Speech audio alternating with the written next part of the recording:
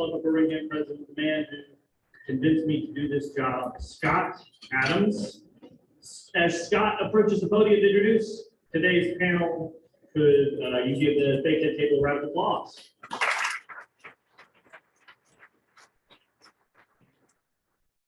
Let me be back up here. Thanks, JW. It is now indeed my pleasure to introduce my friend and fellow Hawaiian, Greg Barker. Greg is named president of the Economic Development Partnership of Alabama in June of 2020. Economic Development Partnership of Alabama, better known as EDPA. Greg came to EDPA from the power company where he started in 2002 as an economic development project manager and was later named vice president of economics and community development. He has also held positions as senior vice president of business development and customer support, senior vice president of marketing and economic development, and executive vice president of customer service. Greg has a deep background in economic development and has been a super pick for the among boards. Confirm that, and as noted, he's also a graduate of Mississippi State University, go Bulldogs, and is also a Hawaiian. Greg is going to facilitate today's fireside chat with our other guests, who I'm so excited that she's here. He'll also handle the introduction. With that, Greg, I'll turn it over to you. I don't think it's a pleasure to meet everybody today. In particular, it's a pleasure to be with my friends. I don't really know what the previous record was for economic development organization going from 0 to 100 miles per hour. I don't know what it was to do it was. I know who the current record was. The thing that Cynthia and the board has been able to accomplish. I think the two will be basically impressed.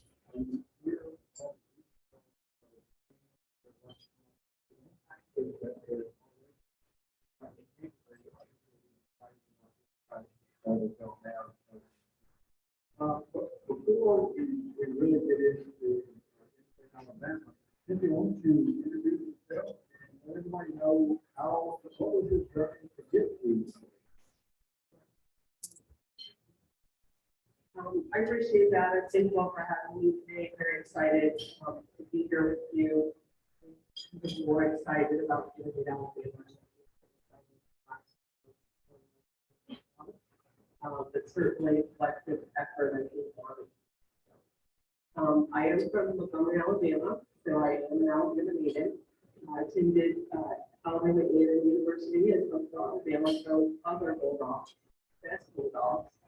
Computer science major and with focus in software development. I have 8 siblings. I'm one of 9.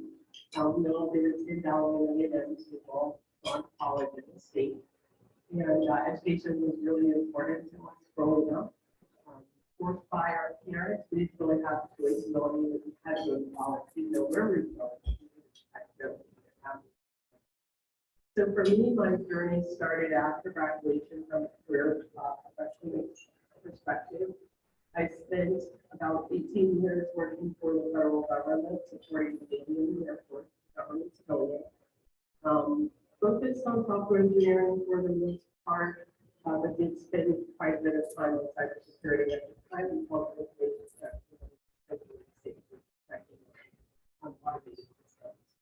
and then after that, transitioned over to private industry, working for mostly large and mid-sized companies, providing support to various organizations across the government. But still sort of in the same federal space, just working with companies. After that, became an entrepreneur, how did you think? Our focus was trying to improve our community, specifically, as I said, as we can came back to the state in 2013. A little bit disappointed. So we made it our business to start developing proper and really back actually. Still a lot of work to do, but it will be great to do. And then I would say the last few years of my career, 3 years specifically, I became a full-time entrepreneur. Very excited. Small minority woman in veteran holding company. I worked to grow. And then a few months ago, got our call about Innovate Alabama, and really thought long and hard about giving them that entrepreneur experience, but in the end, after looking at the opportunity, considering the impact that it could have on the state, it was really good to say yes to the opportunity. Here I am, 8 months later, I do count.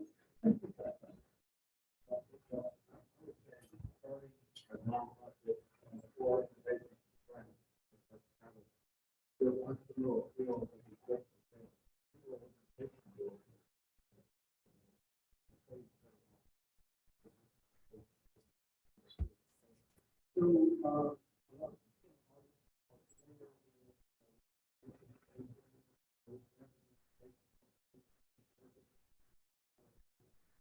There are a lot of people that are interested in multiple things.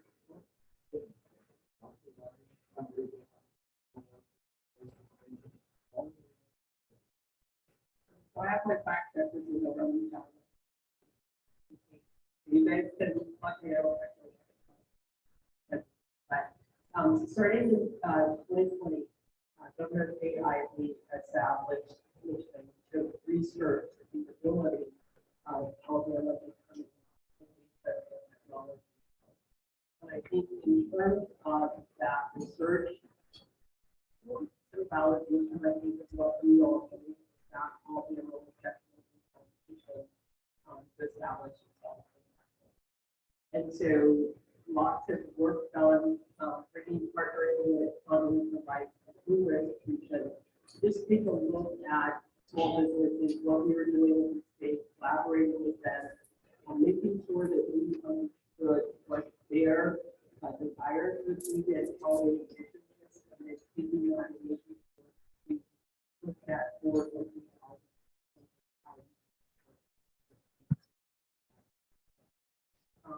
Fast forward mission lasted about a year or so. That's probably right back to work on the culminating information from that research was the title report that that report basically outlined 6 recommendations, kind of broad rich information.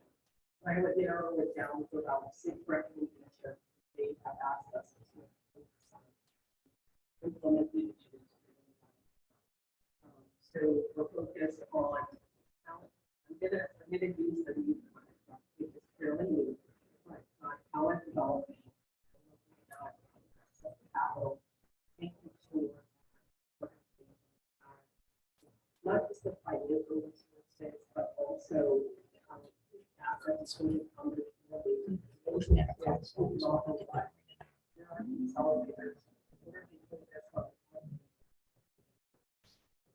just looking at how it's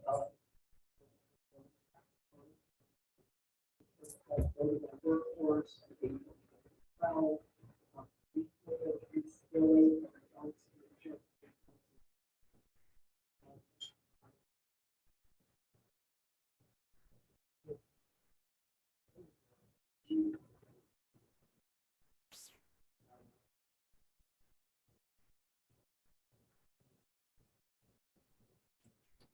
I can't hear him. He clipped it too low.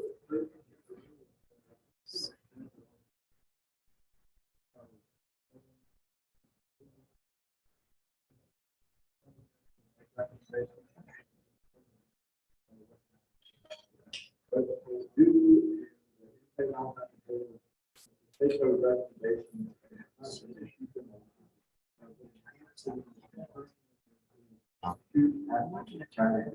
It's been really impressive. Thank you for doing all the hard work. And there were literally other people all see what happens next. Dr. Ross. There were people.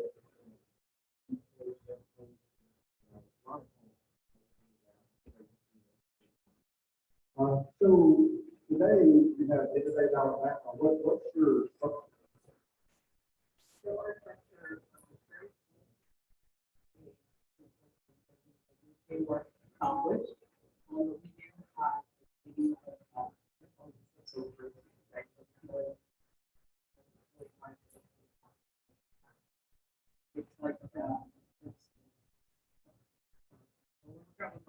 we're gonna get all together. But our board, we have 11 members on our board, private public partnership. That's what this all innovation. From my perspective, I think just that mission alone creates a drive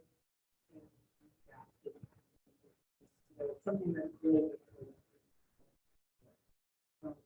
From my perspective, I think our board is very dynamic. There's tremendous results, private industry representatives, educators, this idea that I think nonprofit representation. I think that gives us sort of a flavor of being able to look at the problem in order to bring that. I say I love Dallas for the department, but I have my faith in the board is phenomenal. They're very supportive. And I don't over to the they are always there experiencing laying out the vision.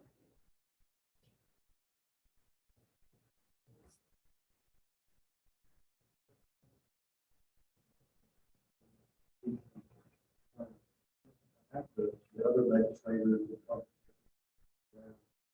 the private sector,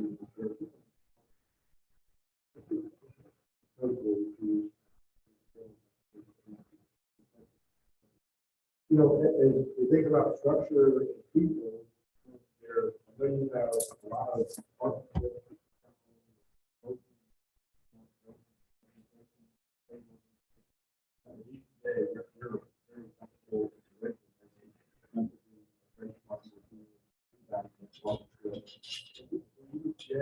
We were putting together a few partners that I was for and to work with the unit. We stated these partially, honestly, and well. All of these work.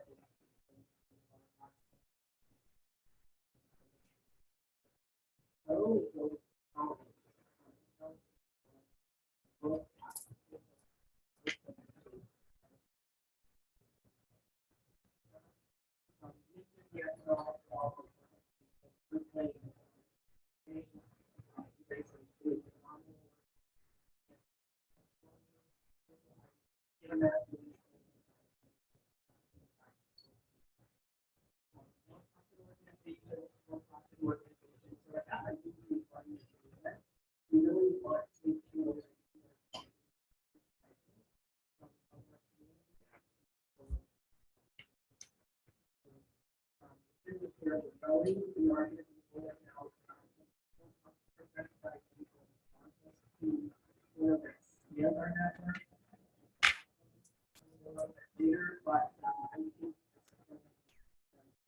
just a few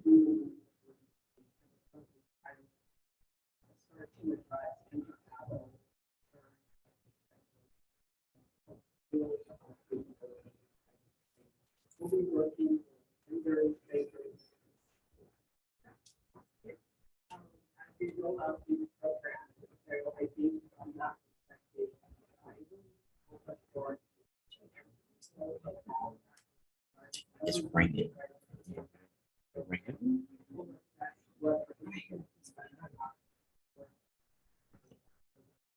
I'm scared it's gonna feedback like more than I can control.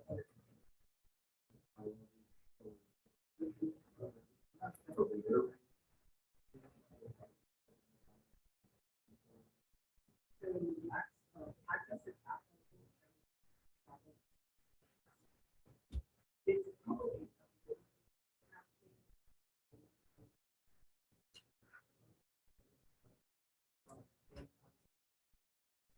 focus there is really tapping into not just the financial resources, but also access, like our map that we would be our system.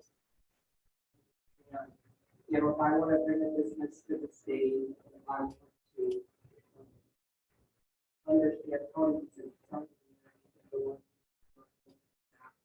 yeah, yeah, very good. So just making sure that.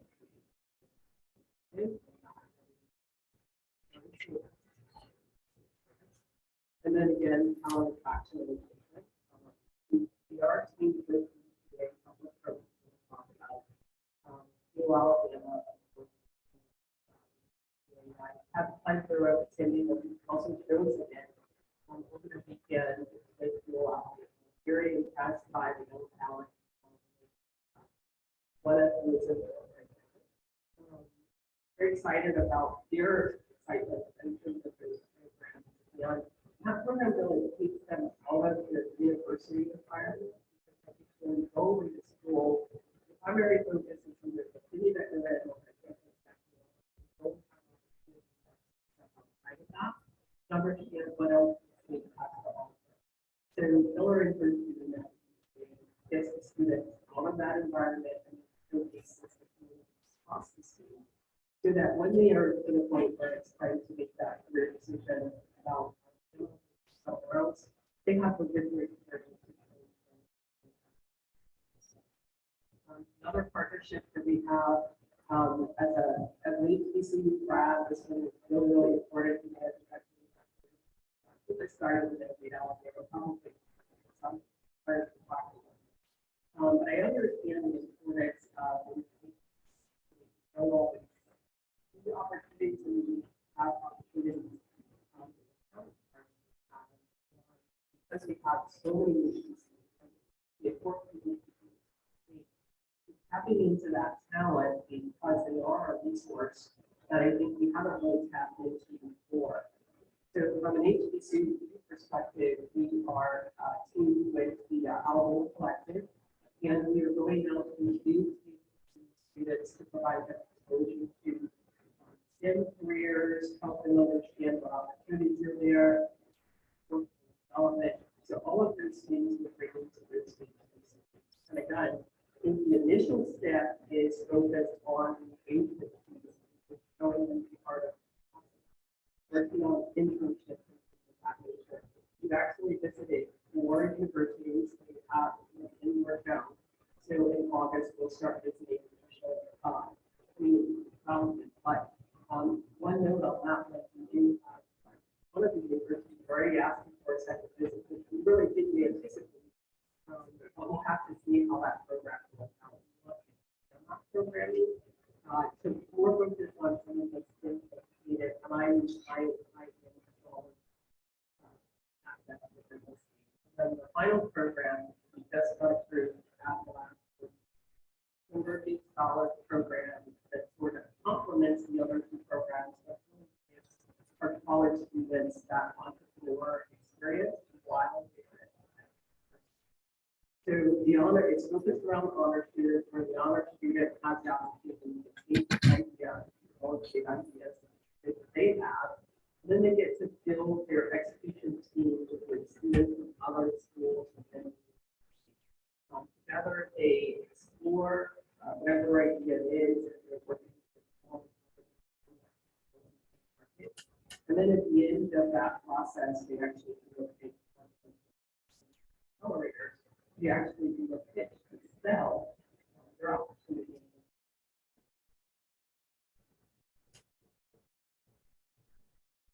So, think about this one.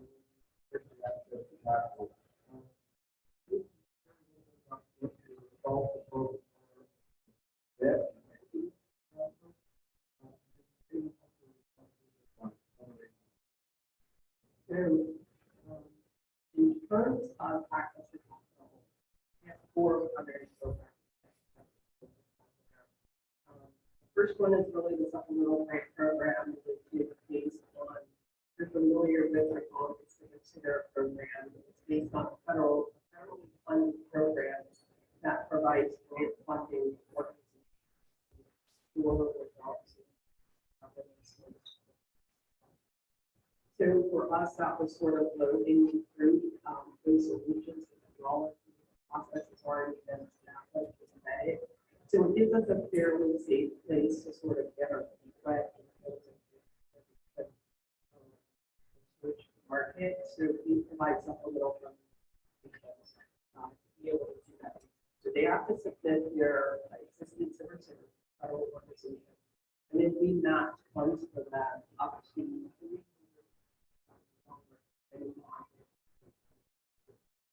we actually have out. We provide that funding. They're responsible for reporting to us the impact of that work that they're doing. We obligated about $4.5 million on the program to date, but that's basically 2 cycles.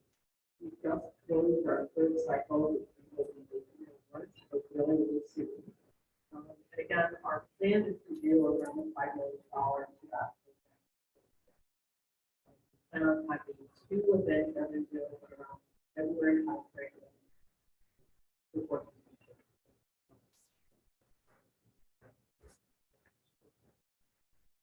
Second program is SFPI.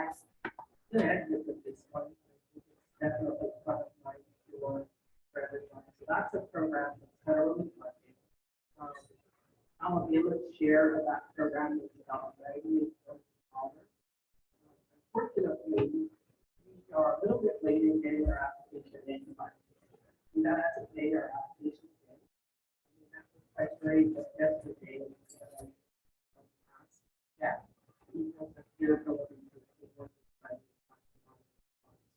So what we're looking at specifically for that program is we have 5 programs total. We've separated the debt, and venture capital equity. So on the debt side, we have 3 programs. It's work. And then on the VC side, we have 2 programs.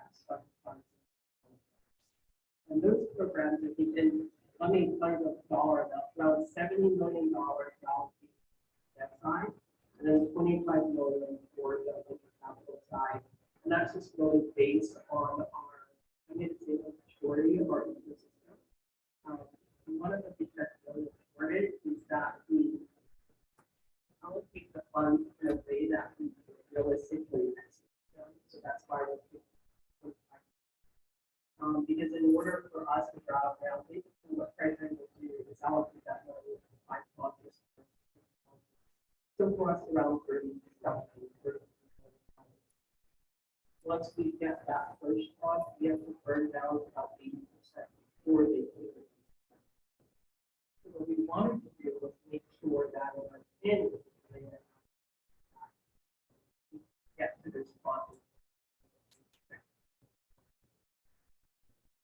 So I'm really excited about that program. We have about 90 days after we work to actually get the program implemented. We've already hired staff to so we're working the guideline policy. One thing I think to remember about really is not it's the but for us, right?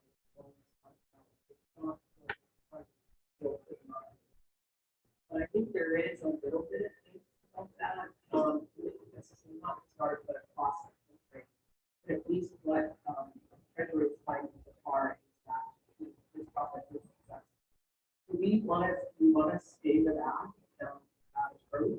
We're excited about getting the funds out. As I said, we didn't roll the program out. We're looking for getting to now we're in July. And then once they give us to go. Yeah, almost perfect. That I think I'll talk about is the network education program. We rolled that out last board meeting.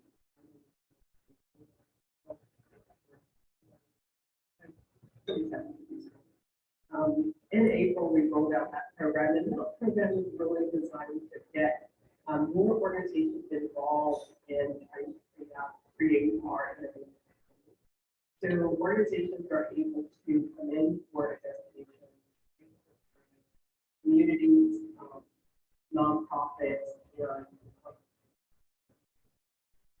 there you go, universities. And universities includes four-year institutions. So they're able to come in for grants, get awarded up to $250,000. And they have to demonstrate on an application that they are working towards the pillars of and not they're contributing in some ways or that knowledge. Once they do that, and they receive the destination, they actually open themselves up to additional funding that they can take on within their community.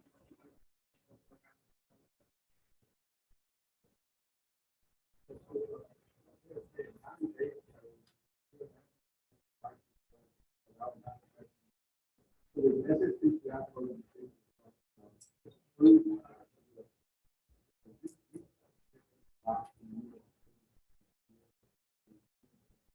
Alabama has a core. Good action.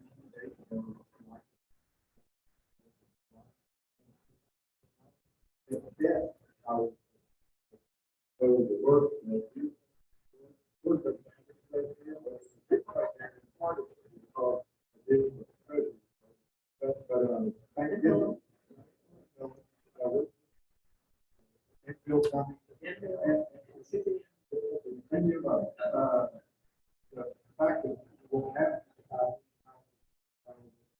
75 that program for all companies. 20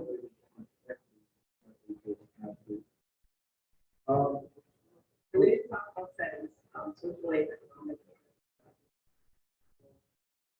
When you look at the census tract, what Treasury asked for,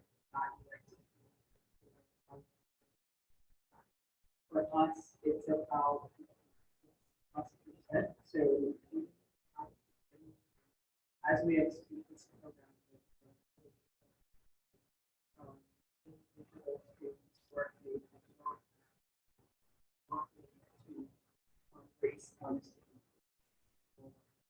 so the whole goal of that program is really this.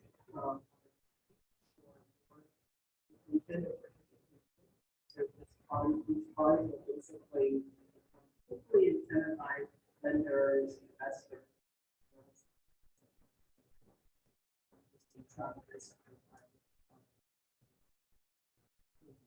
On that. So, and that's, those are state, work development, accelerator programs, and programs that help and how a lot of interest do you expect to happen? Definitely on that one, like I just explained. So the tax credit program was approved back in, I think it was March. I don't remember. Correct me on that, but so that program, we modeled it after tried really to kind of stay in line with that program so that we could easily get some implementation and how what is it look like to be able to share. We had access to those tax credits and some organizations have been waiting for a little bit, anticipating this program. So we roll that program out pretty quickly. It is a little bit different. It does separate, I think, from Rhode Island tax credit in that their program is really focused primarily on underrepresented companies, but we sort of changed that definition a little bit. And really considering all of the tools in our toolbox, we felt that we were comfortable in doing that. So for the technology accelerators, that are helping companies build, grow, accelerate, scale.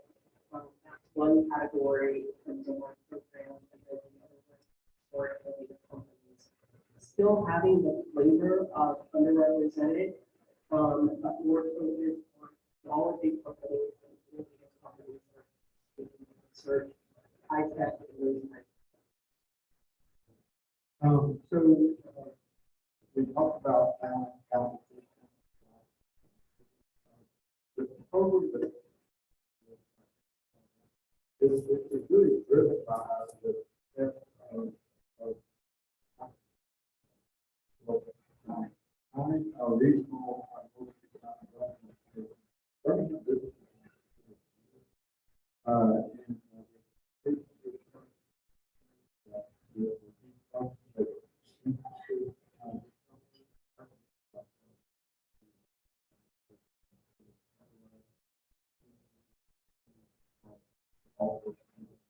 Just real quick, though, and we got time for questions too.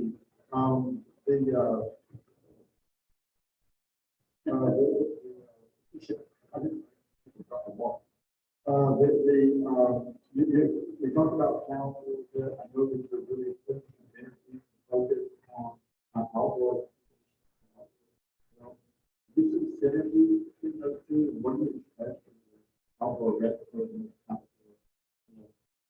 That's pretty early, but I think like the commission, the advisory council, they actually provided several recommendations, 13 recommendations, to help us to create similar blueprint for outdoor recreation. And so those recommendations are around creating an asset map so that you understand what Alabama has to offer, website, or branding. This runs the gamut, I think, of not just people in state or residents, but also those that would want to come to state, so they understand the picture of what Alabama has to offer. Or even a quality of life perspective, if you will, or not just from a professional standpoint, but also from a personal standpoint. So we are in the early stages of rolling that program now, but I definitely think it's energy. Who wants to go to a place where there's something to do? You have to work all the time. I understand that for the building, a new company, it's definitely time intensive, but it's some places. Place now, go out a little bit. One may want to go fishing, walk the trail. We just want to make sure we are bringing attention and exposure to the state. That's the more to come on that. We are in the early stages of that. Like the other side, expect that we have. So, we have.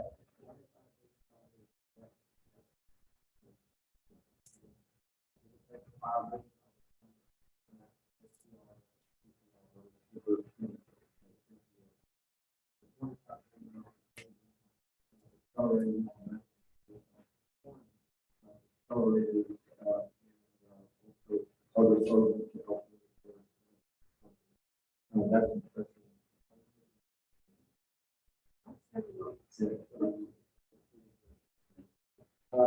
Go ahead and thank you for what today and what you did.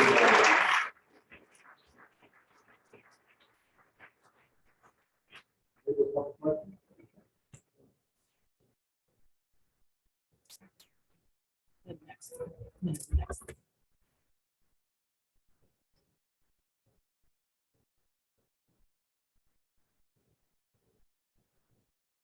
That's a really good question. We are spending, we actually have a separate action item that we're looking at to really nail this down. However, we have to go look at some of industry practices in terms of how they measure success.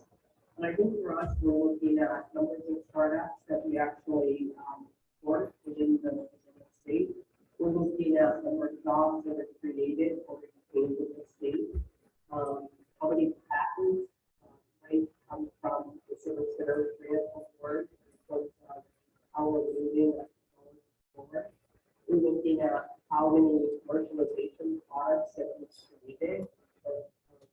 We've done some research, but we need to get through that next step. So how many actually did get to commercialization? So all of those things we're looking at in terms of impact. I'm just telling you work in progress. We will do we sort of showcase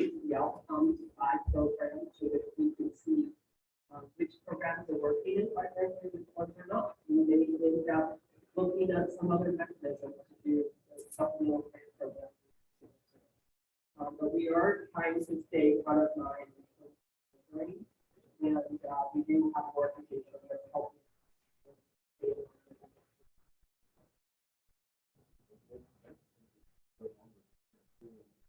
I think about our album. It's 16 years old. It's not that it's 15 years. In 5 years. These are companies. So it would have been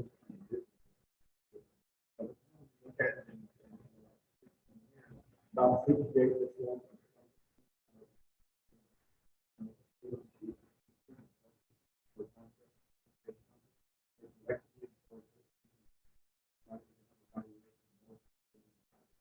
So, something told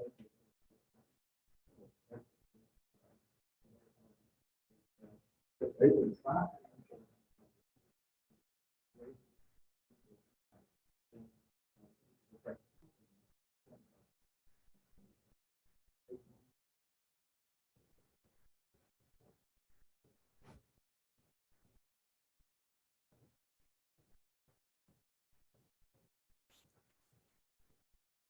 Depends on the deal, that's trying to think about it. So, I don't know where we're gonna end up with that particular program. If it's a smaller deal, if it's a larger deal, it's just gonna depend on bringing that out to that. Once again, thank you.